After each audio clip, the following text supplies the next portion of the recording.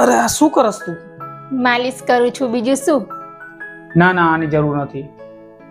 જરૂર તો પતિદેવ તમારે પણ નથી ઓવર ટાઈમ કરવાની, તો પણ કરો છો ને તમે.